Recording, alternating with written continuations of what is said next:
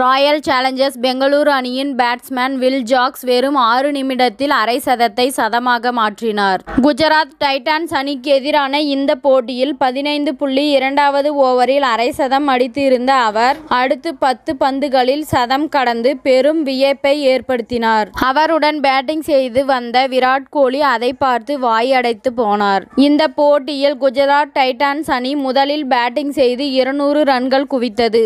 அகமதாபாத் மைதானத்தில் இது நல்ல ஸ்கோர் என்பதால் அந்த அணி நம்பிக்கையுடன் இருந்தது. ஆனால் ராயல் சேலஞ்சர்ஸ் பெங்களூரு அணி அந்த நம்பிக்கைக்கு வேட்டு வைத்தது. துவக்க வீரர் டு பிளெசிஸ் 12 பந்துகளில் 24 ரன்கள் குவித்து சென்றார். அடுத்து விராட் கோலி வில் ஜாக்ஸ் ஜோடி சேர்ந்தனர். வில் ஜாக்ஸ் சற்று நிதானித்து ஆடி வந்தார். மறுபுறம் விராட் கோலி அதிரடி ஆட்டம் ஆடி அரை சதம் கடந்தார். 14வது ஓவரின் முடிவில் கோலி 43 பந்துகளில் 69 ரன்களும் வில் ஜாக்ஸ் 29 பந்துகளில் 44 ரன்களும் எடுத்திருந்தனர். அடுத்து குஜராத் அணியின் மோகித் சர்மா வீசிய 15வது ஓவரில் வில் ஜாக்ஸ் முதல் 2 பந்துகளில் ஒரு 4 ஒரு 6 அடித்து அரை சதம் கடந்தார்.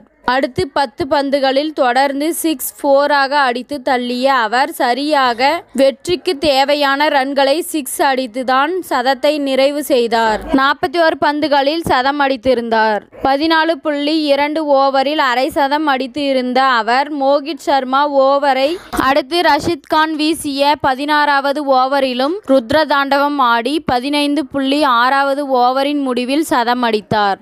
சரியாக மாலை 6:42 மணிக்கு அரை சதம் அடித்தார். அதே போல 6:48 மணிக்கு சதம் அடித்தார். வெறும் 6 நிமிடங்களில் அரை சதத்தை சதமாக மாற்றினார். தான் அரை சதம் அடிக்கும் வரை அம்பியாக இருந்த வில் ஜாக்ஸ் அதன் பின் அந்நியனாக மாறி சிக்ஸர் மழை பொழிந்ததை பார்த்து விராட் கோலி வாயடைத்து போனார். வில் ஜாக்ஸ் 5-4 மற்றும் 10 6 அடித்து இருந்தது குறிப்பிடத்தக்கது.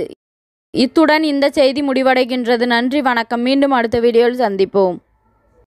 மேலும் இது போன்ற சுவாரஸ்யமான தகவல்களை அறிய தமிழ் சிறை சேனலை சப்ஸ்கிரைப் பண்ணுங்க, ஷேர் பண்ணுங்க, லைக் பண்ணுங்க மற்றும் கமெண்ட் பண்ணுங்க.